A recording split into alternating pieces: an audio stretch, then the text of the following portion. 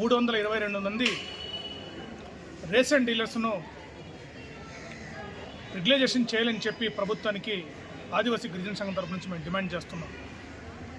Agency ప్రాంతంలో, మారుమూల ప్రాంతంలో ఎంతో ఉన్నత విద్యావంతులైన యువకులు గత 10 సంవత్సరాల నుంచి రేషన్ డీలర్స్ని నిర్వహిస్తున్నారు.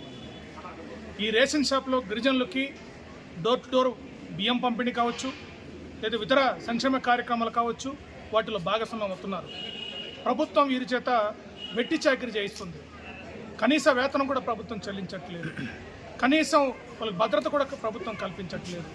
ఒక పక్క జీసీసీ నాకు సంబంధం లేదంటుంది, మరో పక్క సివిల్ సప్లై నాకు సంబంధం లేదంటుంది. ఈ రకంగా ఈ రెండు డిపార్ట్మెంట్ మధ్య రేషన్ డీలర్స్ నలిగిపోయి తమ జీవితాన్ని అంధకారంలో నెట్టేసిన పరిస్థితి ఉంది.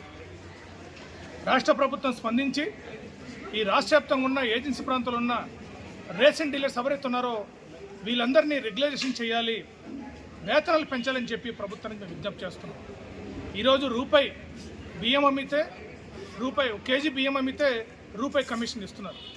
కొన్ని డిపోలకి 1000 కేజీల లోపల ఉన్న డిపోలు కూడా చాలా ఎక్కువ ఉన్నాయి. ఇటువంటి పరిస్థితుల్లో నెలకి 1000 రూపాయలు సంపాదించుకోవడం అంటే చాలా అన్యాయమైనది. ఈరోజు ఉపాధి హామీ పథకం పనిచేసే కార్మికులకి రోజుకి 300 రూపాయలు చెల్లిస్తూ ఉన్నారు. లేదు, సాధారణంగా కనీస వేతనం చట్టం ప్రకారం చూసినా ఈరోజు రేషన్ డీలర్కి తీవ్రమైన అన్యాయం జరుగుతుంది.